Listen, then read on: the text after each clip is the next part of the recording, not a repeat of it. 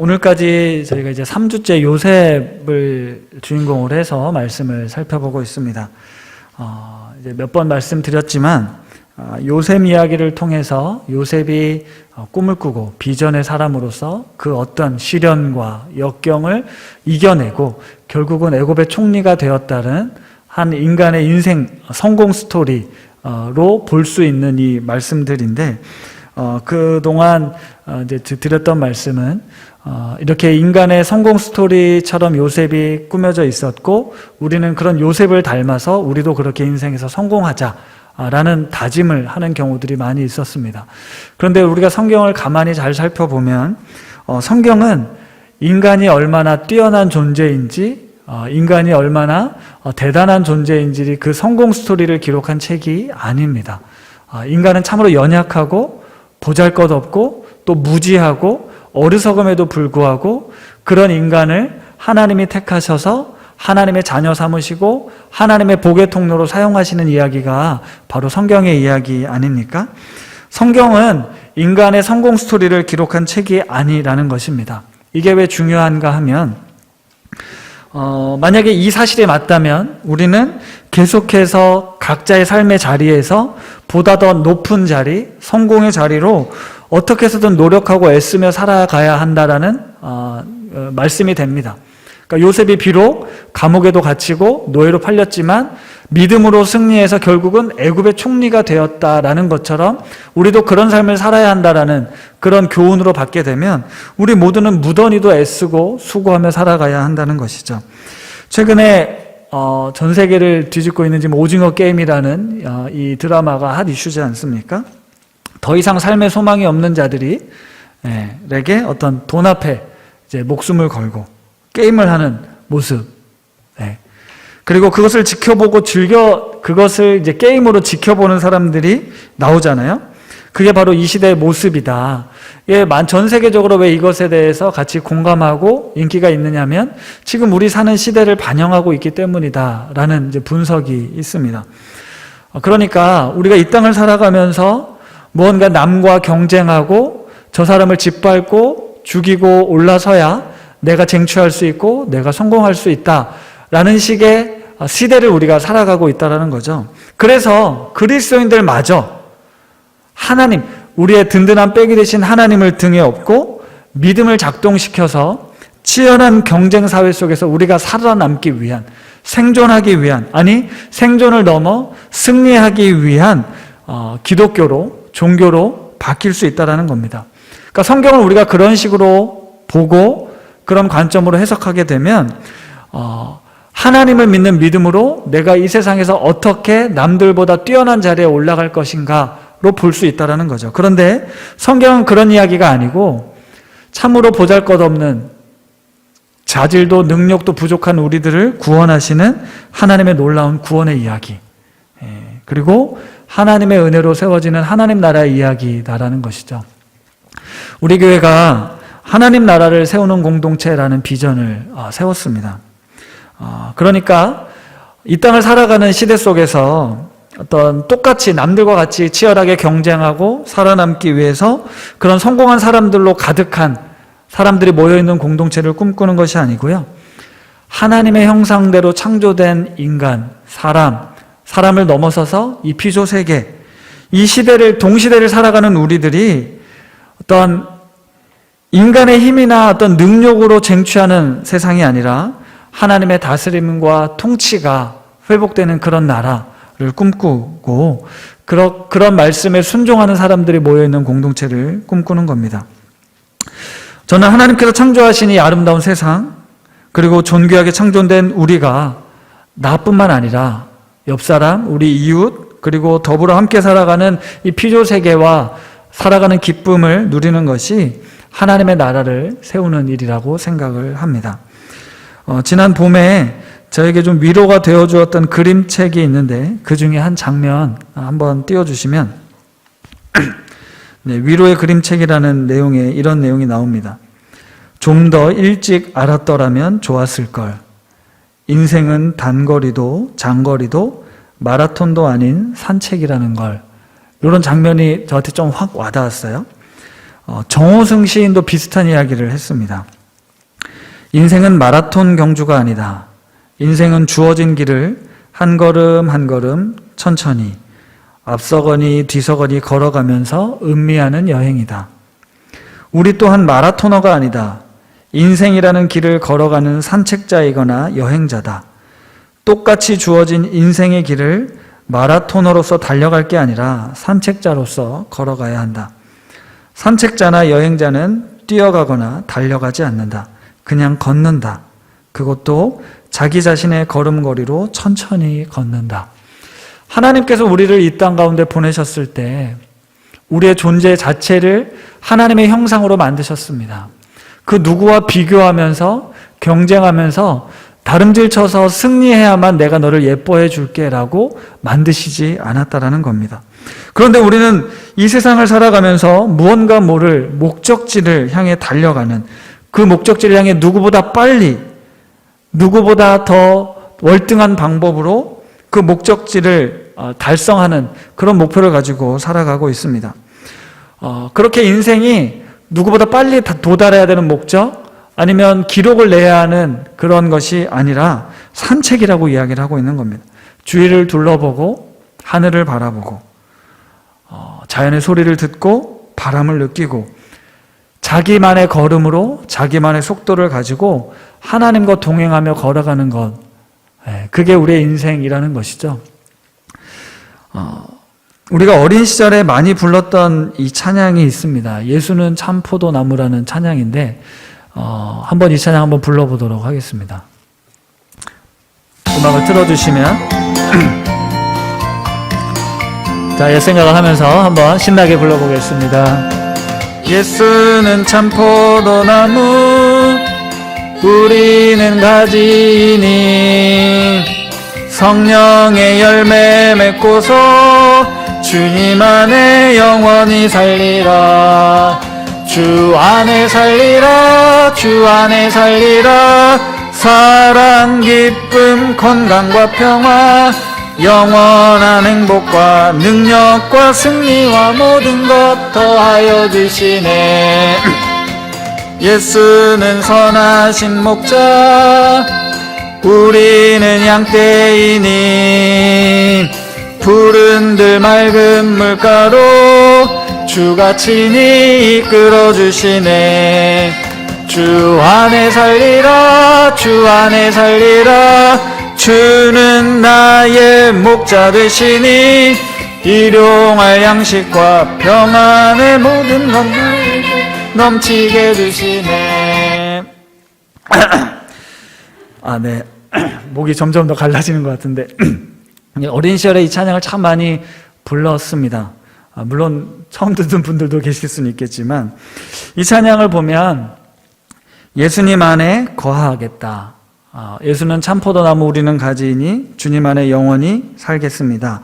그러면 사랑과 기쁨과 건강과 평화, 영원한 행복과 능력과 승리 모든 것을 더하여 주신다라고 고백했습니다.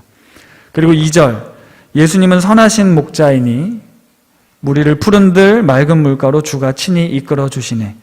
주 안에 살리라. 주 안에 살리라. 주는 나의 목자 되시니 일용할 양식과 평안의 모든 것 나에게 넘치게 주시네 라는 가사가 있거든요.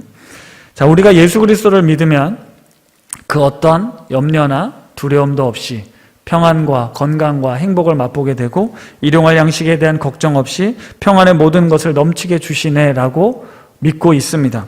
주님이 함께 하시고 우리가 주님 안에 거하면 이런 놀라운 축복이 임할 거야 라는 소망이 있었기 때문에 우리는 열심히 예수님을 믿었고 그분 안에 거하려고 애를 썼습니다.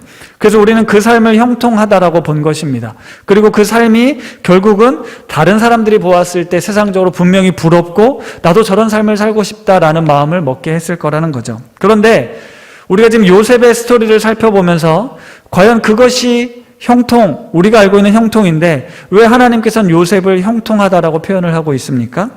우리가 생각하는 형통의 관점으로는 분명 요셉은 형통하지 않습니다. 무언가 잘못되어도 한참 잘못되었다라는 거죠. 우리가 어린 시절 이 찬양을 불렀을 때 하나님을 믿으면 이런 걱정과 염려와 근심이 없을 거라고 생각했지만 우리가 자라고 나서 사회생활을 하고 가정을 꾸리고 이 세상을 살아가면서 이것들이 참 쉽지 않구나. 그렇게 낭만적인 게 아니구나. 나 여전히 그럼에도 불구하고 고통과 아픔이 있고 부족함이 있고 먹고 살기 위해 고분분투해야 되는 우리의 삶을 경험할 때 과연 이것이 형통한 삶인 것이냐. 하나님을 믿었을 때 이런 복을 주시겠다고 했는데 왜 우리는 이것들을 누리지 못하고 나는 경험하지 못하는가 라는 생각을 해볼 수 있다는 것입니다. 그래서 우리가 이 찬양을 부를 때 이 찬양이 잘못됐다, 틀렸다라고 말할 수는 없지만 그리 아니하실지라도의 삶이 우리 가운데 있다라는 걸 알아야 합니다. 우리가 하나님을 믿을 때 이런 복을 기대하고 성공을 기대하고 잘 사는 것을 기대하는 것은 당연하지만 그렇지 않다 하더라도, 그렇지 않은 경우가 발생하더라도 하나님은 여전히 우리와 함께 하시고 나는 그 하나님과 여전히 동행할 수 있는 것이 바로 믿음이라는 것입니다. 그게 지난주 형통한 삶에 대한 말씀이었습니다. 하나님이 함께 하시는 것, 그것이 형통하다라는 거죠.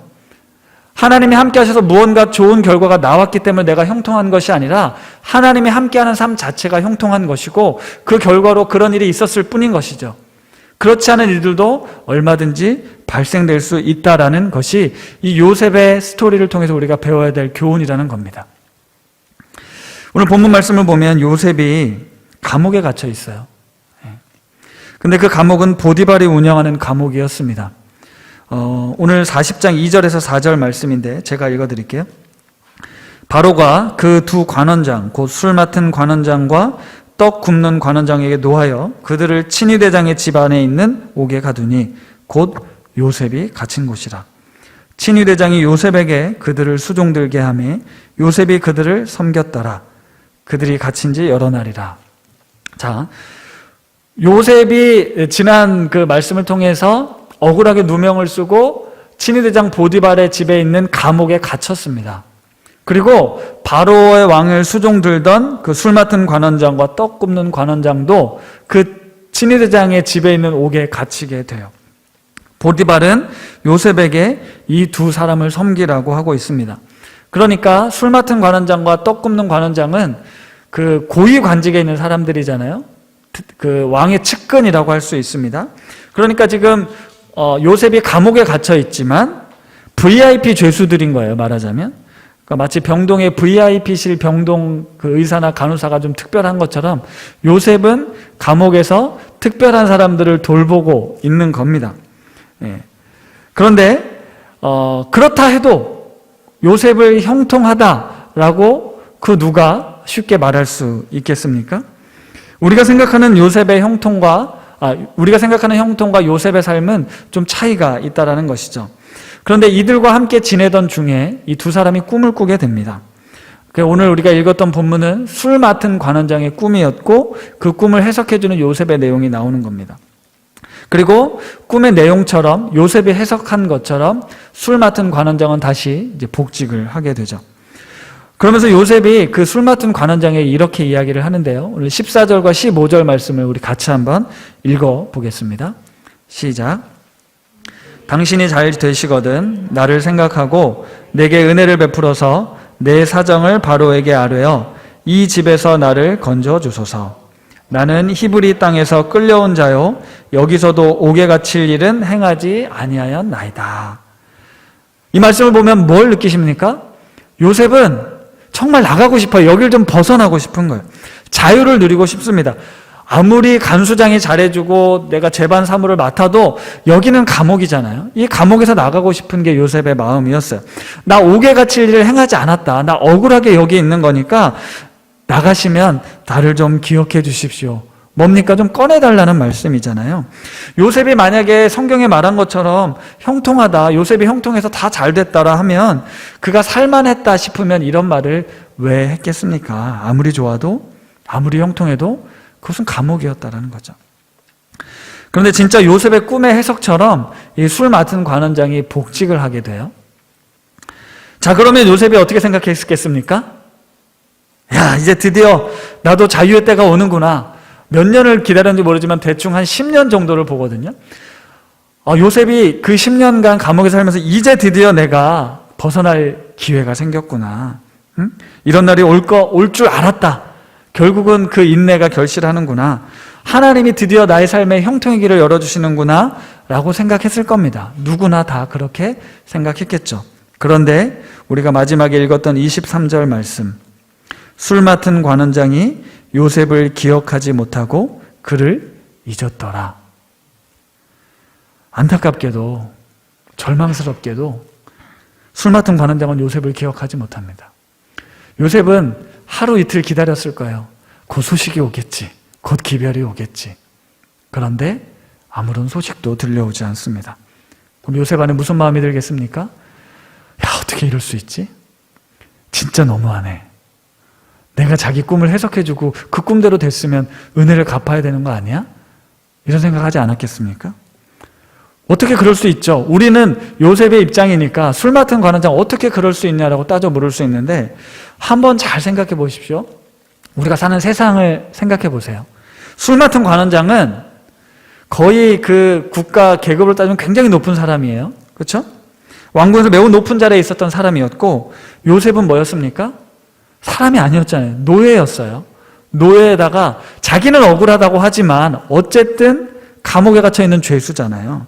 그런 사람이 한번 자기가 꾼 꿈을 해석해서 맞춰줬을 뿐이지 그게 그렇게 대단한 일로 생각하지 않았을 수도 있다는 겁니다. 우리가 사는 세상이 그렇잖아요. 우리가 아무리 뭔가 뛰어난 것 같아도 내 관점에서 그래도 세상에서는 아무런 영향도 반응도 보이지 않는 경우들이 있지 않습니까? 그러니까 요셉 입장에선 너무 억울하고 정말 모든 것이 끊어지는 것 같은, 더 이상의 희망이 사라지는 것 같은 그런 절망감에 빠졌겠지만 그렇게 우리는 세상 속에서 충분히 잊혀질 수 있는 존재들이라는 겁니다. 어제 부모 교육이 있었어요. 우리 GPS 부모 교육이 있었는데 이제 메타버스 관련된 교육이었는데 내용 중에 이제 우리가 자녀들에게 가지고 있는 불안감에 대한 이야기가 좀 나왔습니다. 불안감을 갖는 이유는 미래가 어떻게 될지 모르기 때문에 그래요. 그러니까 우리 자녀들의 미래가 현재를 보니까 불안한 거죠. 이렇게 둬도 될까? 과연 이렇게 살아도 애가 잘 살 수 있을까? 불안한 마음이 듭니다. 그러니까 미래라는 건 알 수 없기 때문에 늘 불안할 수밖에 없어요. 그런데 성경은 이렇게 이야기하잖아요. 요셉의 삶, 또 지난주에 모세 이야기도 잠깐 드렸지만 우리의 길을 하나님이 더 잘 아시잖아요. 그러니까 우리가 그분께 맡겨드리면 하나님께서 우리의 길을 인도하실 거다라는 믿음의 고백을 우리는 하고 있습니다. 그런데 그 믿음의 고백이 우리의 현실의 어떤 문제나 어려움들 앞에 여지없이 무너질 때가 참 많다라는 거예요. 하나님께서 우리의 사정을 잘 알고 있어. 우리의 자녀들의 주인이 되셔. 그분은 선한 목자야.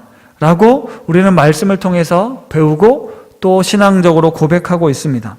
그런데 그것을 아무리 지식적으로 알고 머리로 알고 있어도 실제 내 삶에서 고난이 찾아오거나 어려움이 찾아오면 무너집니다. 그러면 요셉은 이런 절망적인 상황을 맞이했을 때 더 이상 미래가 보이지 않는다라는, 더 이상 희망이 사라진 것 같다라는 이 순간에 요셉은 어떻게 반응했을까요? 성경은 요셉이 어떻게 반응했는지 기록하진 않습니다. 이 41장에 보면 만 2년이 지났다라고만 기록이 되어 있어요. 자, 요셉이 그럼에도 불구하고 하나님을 믿는 믿음으로 성실하게 자신의 일을 잘 감당했을 수도 있습니다. 요셉은 그런 사람이니까요. 근데 이제 우리는 그렇게 믿고 싶으니까 그렇게 투영해서 생각하지만 어쩌면 요셉도 우리랑 똑같은 사람이어서 절망하고 자포자기하고 어쩌면 폐인처럼 지냈을 수도 있습니다. 그 사실을 추측해 볼 수 있는 성경의 본문이 하나 있어서 같이 한번 읽어보려고 하는데요. 시편 105편 17절에서 19절까지 말씀입니다. 이 말씀 같이 한번 읽어보겠습니다. 시작. 그가 한 사람을 앞서 보내셨으며 요셉이 종으로 팔렸도다. 그의 발은 착고를 차고 그의 몸은 쇠사슬에 매였으니 곧 여호와의 말씀이 응할 때까지라. 그의 말씀이 그를 단련하였도다. 여기에 그의 발은 착고를 차고 그의 몸은 쇠사슬에 매였다라는 표현이 나오는데 이 쇠사슬에 매인 몸, 우리가 흔히 이제 감옥에 갇히면 쇠사슬에 매인다라고 생각하는데 그 몸이라는 단어 각주에 보면 혼이라고 달려 있습니다. 그러니까 네펫이라는 이 단어는 몸으로도 번역이 되지만 혼으로도 번역이 됩니다. 그러니까 요셉의 영혼은 지금 쇠사슬에 매인 것 같은 그런 상황이었다는 거예요. 내 영혼이 쇠사슬에 매였다. 이 표현은 요셉의 삶이 너무나도 거의 비참했다. 이런 표현입니다. 그러니까 요셉이 지금 창세기에서 보면 그 감옥에서도 노예가 되어서도 형통하고 뭔가 술술 풀리는 것 같은 그런 모습을 가지고 있지만, 요셉이 겉으로는 그랬을 수 있겠지만 그의 영혼은 너무나 절망적이고 괴롭고 흑암과 깊은 지옥을 경험하고 있었을지도 모른다는 거죠. 만 2년의 시간 요셉은 하나님이 응답하지 않으시는구나, 나에게 관심이 없으시구나, 어떻게 이러실 수 있지? 하나님이 나에게 보여주셨던 꿈은 도대체 뭐지? 내가 가지고 있는 믿음은 도대체 무엇이지? 무슨 소용이 있지라고 느끼고 있다는 거예요. 그게 우리의 현실입니다.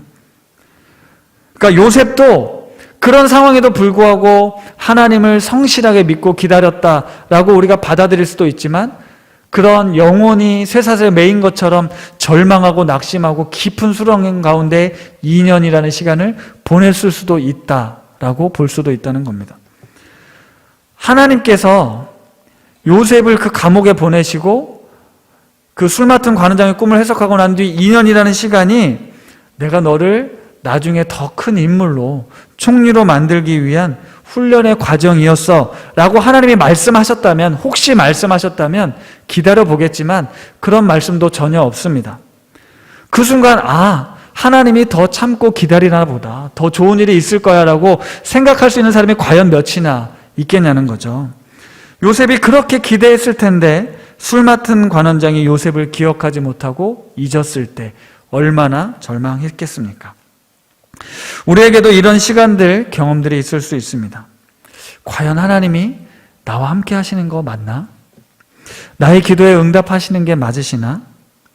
나의 고통뿐만 아니라 저 이웃의 고통들을 볼 때, 이 세계의 고통들을 볼 때 과연 하나님이 살아계시다면, 하나님이 선하시다면 어떻게 이런 악한 일들이, 이런 고통스러운 일들을 막아주지 않으시지? 라는 질문을 우리는 아주 오래전부터 끊임없이 던져오고 있는 겁니다. 그래서 허망하기도 하고 허무함을 경험하기도 하는 거죠. 절망 가운데 살아갈 때가 있다는 것입니다. 전도서를 지은 전도자는 이런 현실을 분석하고 이렇게 이야기를 했습니다. 전도서 3장 1절의 말씀인데요. 우리 같이 한번 읽어보겠습니다. 시작. 범사에 기한이 있고 천하만사가 다 때가 있나니. 그러니까 전도서 3장에 보면 이런 내용들이 나와요. 우리 인생의 모든 것엔 다 때가 있다. 다 때가 있는 거야 라고 전도자가 그 수많은 인생을 살아오고 많은 지혜를 습득하고 관찰하면서 얻은 결론, 다 때가 있구나, 하나님의 절대적인 주권하에 모든 것이 이루어지고 있구나 라는 고백을 합니다. 사실 우리도 그렇게 믿습니다. 이 모든 것이 하나님 손에 달려있구나, 하나님의 때가 있구나 라고 우리도 믿습니다. 그래서 전도자가 이렇게 이야기를 합니다. 11절 말씀인데요, 같이 한번 읽겠습니다. 시작. 하나님이 모든 것을 지으시되 때를 따라 아름답게 하셨고 또 사람들에게는 영원을 사모하는 마음을 주셨느니라. 그러나 하나님이 하시는 일의 시종을 사람으로 측량할 수 없게 하셨도다. 이게 원어를 그대로 번역한 거와는 좀 다르지만 어쨌든 이 11절 메시지를 통해 전도자가 하고 싶었던 얘기는 뭐냐면, 인간은 영원하신 하나님을 알 수 없다라는 고백이에요. 하나님이 만드신 시작부터 끝까지를 사람은 알 수 없다. 우리는 영원을 사모하지만 알 수 없다. 하나님의 절대성을 알 수 없고 인간은 유한하다라는 내용입니다. 모든 것이 때를 따라 아름답게 지으셨고 모든 것에 다 때가 있는데 우리는 그 때를 알 수도 이해할 수도 없다라는 말씀입니다. 요셉의 인생도 그랬고 우리의 인생도 마찬가지입니다. 하나님 안에 거하면, 믿음으로 살면 잘 될 거야, 성공할 거야, 그 말은 맞지만 절대적인 원칙은 아니더라. 그렇지 않은 때가 있고 그렇지 않은 일이 발생하더라. 그래서 우리 하나님께, 하나님 어떻게 이럴 수 있습니까? 왜 응답하지 않으십니까? 왜 이 고통을 그대로 침묵하십니까? 라고 따져 묻지만 우리는 알 수 없다라는 거예요. 왜냐하면 영원이라는 관점에서 아주 찰나, 아주 순간에 지나지 않는 우리 인생이 그 영원을 어떻게 헤아릴 수 있냐라는 말인 거죠. 영원하신 하나님, 온 우주 만물을 창조하신 그 광대하신 하나님을 보이지도 않는 먼지와도 같은 우리가 어떻게 감히 헤아릴 수 있냐라는 것입니다. 전도자가 이렇게 이어서 말을 합니다. 12절부터 14절까지 말씀인데 제가 읽어드릴게요. 사람들이 사는 동안에 기뻐하며 선을 행하는 것보다 더 나은 것이 없는 줄을 내가 알았도다. 사람마다 먹고 마시는 것과 수고함으로 낙을 누리는 그것이 하나님의 선물인 줄도 또한 알았도다. 하나님께서 행하시는 모든 것은 영원히 있을 것이라. 그 위에 더할 수도 없고 그것에서 덜 할 수도 없나니 하나님이 이같이 행하심은 사람들이 그의 앞에서 경외하게 하려 하심인 줄을 내가 알았도다라고 이야기를 합니다. 하나님의 때, 하나님의 뜻, 하나님의 계획을 우리는 다 알 수 없다. 그러나 우리가 할 일은 뭐냐? 하나님을 경외하는 것이다. 그리고 내가 사는 동안에 기뻐하고 선을 행하고 낙을 누리는 것, 이것이 하나님의 선물이라고 전도자는 결론적으로 이런 이야기를 하고 있는 겁니다. 다시 요셉의 이야기로 돌아와 보면 요셉이 노예 생활을 하고 감옥 생활을 하면서 몸과 영혼이 쇠사슬에 매인 것과 같은 삶을 살았다라고 합니다. 그런데 이상하게 그런 고통, 그런 절망 속에서 요셉은 자신의 일을, 맡겨진 일을 성실하게 감당하고 있는 거예요. 어떻게 요셉이 그럼 그런 삶을 살았을까요? 분명 내 영혼이 쇠사슬에 매인 것 같은 고통이 있었음에도 불구하고 요셉은 자기에게 주어진 일을 성실하게 감당함으로 오히려 그 보디발의 집, 그리고 그 옥에서의 간수장의 역할을 충실히 잘 함으로 인해서 인정을 받았습니다. 어떻게 그럴 수 있겠냐? 그럴 수 있었느냐? 시편 105편 19절, 아까 읽었던 말씀 중에 19절 말씀입니다. 같이 한번 읽어보겠습니다. 시작. 곧 여호와의 말씀이 응할 때까지라 그의 말씀이 그를 단련하였도다. 요셉은 하나님을 믿는 믿음이 있었어요. 그런데 요셉이 붙들고 있었던 건 뭐냐면 지금 내 눈앞에 펼쳐진 현실이 아니라 하나님의 말씀을 붙들고 있었습니다. 우리가 오늘 그 예배 전에 시편 139편 찬양을 함께 불렀는데 시편 139편의 고백이 그런 고백이거든요. 하나님이여 주의 생각이 내게 어찌 그리 보배로우신지요 그 수가 어찌 그리 많은지요 내가 세려고 할지라도 그 수가 모래보다 많도소이다. 내가 깰 때에도 여전히 주와 함께 있나이다 라는 고백이 나오는데요. 요셉이 나는 이해할 수 없었지만 하나님께는 셀 수 없는 광대하신 계획이 있다. 나는 지금 이해를 못하겠지만 하나님의 말씀이 있으므로 나는 그 말씀을 붙들고 내가 버티겠다라는 고백이었던 겁니다. 여호와의 말씀이 응할 때까지 그를 단련하고 있음을 요셉은 알았던 것입니다. 언제일지 모르지만 분명 그때가 있다. 언제일지 모르지만 하나님의 말씀이 요셉을 인내하게 한 것이에요. 야고보 사도도 같은 이야기를 했습니다. 야고보 사도가 야고보서 1장 2절에서 4절 말씀인데 이것도 한번 같이 읽어볼게요. 시작. 내 형제들아 너희가 여러 가지 시험을 당하거든 온전히 기쁘게 여기라. 이는 너희 믿음의 시련이 인내를 만들어내는 줄 너희가 알미라. 인내를 온전히 이루라. 이는 너희로 온전하고 구비하여 조금도 부족함이 없게 하려 함이라. 야고보 사도가 선포하거든요. 너희가 시험을 당하거든 온전히 기쁘게 여겨라. 왜요? 믿음의 시련이 인내를 만들어내고 그 인내가 온전히 이루어져서 우리가 하나님 앞에 조금도 부족함이 없는 사람으로 완성될 것이기 때문에 그렇다라고 야고보 사도가 이야기하고 있는 겁니다. 하나님께서 우리에게 고난과 시련을 주시는 건 하나님의 뜻과 계획 속에 이루어지는 것이고 하나님의 때가 있으며 그 과정을 통해 우리를 연단시키셔서 하나님 앞에 온전한 모습으로 세우기 위함이다 라는 걸 요셉은 알았다라는 겁니다. 우리도 그런 하나님을 같이 믿고 있는 거예요. 지지난주에 하박국 선지자 이야기를 잠깐 드렸어요. 오직 의인은 믿음으로 말미암아 살리라 라는 고백이었습니다. 하나님께서 하박국 선지자에게 주신 응답이었어요. 하박국 선지자는 이 세상을 바라보며 악인이 득세하는, 악인이 형통하는, 도저히 이해할 수 없습니다. 이건 하나님과 맞지 않습니다라고 외쳤을 때 너는 믿음으로 살아라. 하나님을 믿는 믿음으로 살아라 라고 답을 주셨어요. 그리고 하박국 선지자가 이렇게 응답을 하고 있습니다. 하박국 3장 17절에서 18절까지 말씀입니다. 같이 읽어볼까요? 시작. 비록 무화과 나무가 무성하지 못하며 포도나무에 열매가 없으며 감람나무에 소출이 없으며 밭에 먹을 것이 없으며 우리의 양이 없으며 외양간에 소가 없을지라도 나는 여호와로 말미암아 즐거워하며 나의 구원의 하나님으로 말미암아 기뻐하리로다. 오직 믿음으로 말미암아 살리라는 하나님의 응답에 하박국 선지자가 내가 비록 이런 상황에 처해 있을지라도 나는 여호와로 말미암아 즐거워하겠습니다. 나의 구원의 하나님으로 말미암아 기뻐하겠습니다라고 고백하고 있는 것입니다. 코로나로 어렵고 우리의 삶이 끝이 보이지 않고 고통이 계속되는 것 같지만 나는 이해할 수 없지만 나는 오늘 이 순간 하나님을 기뻐하고 즐거워하고 찬양하며 예배하겠습니다라는 고백이라는 것입니다. 스티브 잡스가 스탠포드 대학 졸업 때 연설이 굉장히 유명하잖아요. 보신 분들이 많을 텐데 그때 이런 말을 합니다. 우리는 현재의 일들을 미래와 연결 지을 수 없습니다. 오직 과거와 연결 지을 수 있을 뿐입니다. 하지만 여러분은 현재의 일들이 미래에 어떤 식으로든 서로 연결될 거라고 믿어야 합니다.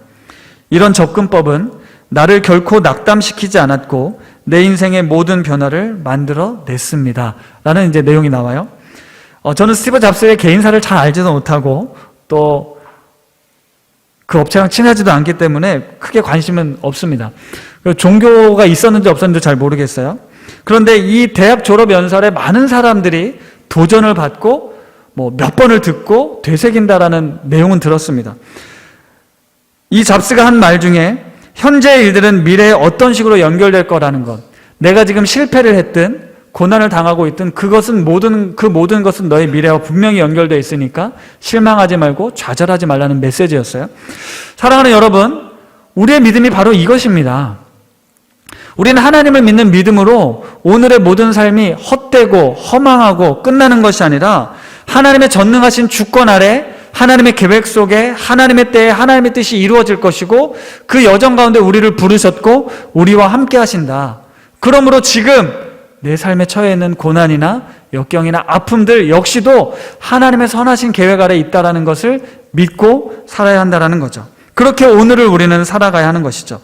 우리가 요셉의 일생을 통해 배우는 것, 하나님의 놀라우신 계획 가운데 우리의 모든 삶의 순간들이 연결되어 있고 하나님께서는 반드시 그 뜻하신 바를 이루신다는 것. 그 과정 중에 잊혀짐이라는 정말로 절망적이고 괴롭고 나의 모든 희망이 더 이상 없다라고 느껴지는 그때에도 하나님은 여전히 우리를 버리거나 포기하거나 잊지 않으시고 아버지의 계획 가운데 그 일들을 이루어 가신다는 사실을 믿으시기 바랍니다. 말씀을 마무리하려고 합니다. 한 성도님과 연락을 주고받으며 그분의 계속되는 고난, 시련, 왜 어려움은 이렇게 한꺼번에 몰려오는지 질문을 던지며 그럼에도 불구하고 지나온 수많은 시간 속에서 하나님의 은혜로 넘어왔으니 이번 건도 지금의 아픔도 내가 잘 견뎌낼 수 있도록 하나님을 끝까지 바라볼 수 있도록 기도해 주세요라는 기도 요청을 받았습니다. 사정을 들어보면 하나님 어떻게 이럴 수 있는지, 어떻게 나에게 이런 아픔을 주실 수 있는지, 복을 주셔도 시원찮을 판에 이렇게 괴롭게 하시는지, 그 고통의 자리에서 우리가 하나님의 절대적인 주권 그리고 하나님의 때를 믿고 의지할 수밖에 없는 것이 바로 우리 인생입니다. 이 고난의 시간 가운데서도 변함없이 함께 하시는 하나님 때문에 바로 이 순간이 하나님의 나라가 될 수 있는 겁니다. 오늘 우리가 예배 중에 내 영혼이 은총 입어라는 찬양을 함께 불렀습니다. 내 영혼이 은총 입어 중한 죄짐 벗고 보니 내 주 예수 모신 곳이 그 어디나 하늘나라 라는 고백입니다. 내 주 예수를 모신 곳이 그 어디나 하늘나라 라는 고백, 거기가 초막이나 궁궐이나 주님이 함께 하시면 그곳이 하늘나라 라는 고백이죠. 요셉은 우리가 생각할 땐 종살이였고 감옥이었지만 거기에 하나님이 함께 하시니까 하나님의 나라를 살 수 있었어요. 내가 하나님의 나라를 살고 있으니 어떻게 살았겠습니까? 성실하게 믿음으로 주어진 자리에서 최선을 다해 살 수 있었던 거예요. 요셉에겐 하나님을 믿는 믿음이 있었고 그 믿음이 내가 이해할 수 없는 고통과 고난의 자리로 몰아갔지만 그럼에도 불구하고 여전히 여기에 함께 하신 하나님으로 인해 그는 믿음의 삶을 살 수 있었던 것입니다. 사랑하는 성도님들, 이 땅이 고통스럽고 삶이 괴롭고 때론 지치고 낙심되는 일들이 있지만, 그래도 내가 믿어서 나중에 죽어서 가는 하나님 나라 갈 거야. 네, 우리의 믿음은 그렇게 그것을 약속으로 받았습니다. 하지만 우리의 믿음은 더 위대하고 놀랍습니다. 그건 바로 오늘 이 순간을 우리가 하나님의 나라로 살 수 있게 하는 것이죠. 내가 비록 버림받은 것 같고 고통스러워서 하나님의 징계를 받는 것 같고 정말 잊혀진 모든 것에 소망이 끊어진 것 같아도 여전히 그곳에 우리 하나님이 나와 우리와 함께 하십니다. 그래서 우리는 하나님과 더불어 하나님의 나라를 기뻐하며 누릴 수 있게 되는 것이죠. 주어진 것에 감사할 수 있게 되고 자족할 수 있게 되며 나눔과 선을 행할 수 있게 되는 것, 그것은 우리 안에 하나님이 계시고 우리가 하나님의 나라를 살고 있기 때문입니다. 사랑하는 우리 신가족 여러분, 우리가 요셉의 삶을 통해 세상이 말하는 형통이 아니라 하나님과 함께 누리며 살아가는 이 형통한 삶, 내 삶이 어떤 고난과 어떤 상황이 주어질지라도 그 속에 우리 가운데 역사하시고 또 우리의 길을 인도해 가실 하나님의 때에 하나님의 방법으로 하나님의 뜻이 이루어질 것이라는 소망과 믿음과 기대를 가지고 오늘을 감사함으로 살아가는 우리 우신 가족들 다 되시기를 바랍니다. 이 시간 우리가 완전하신 주님을 찬양하기를 원하는데요, 주님의 때 주님의 뜻을 완전하게 이루실 주님, 우리의 삶을 변함없는 신실함으로 함께 하시는 주의 이름을 이 시간 함께 찬양하겠습니다.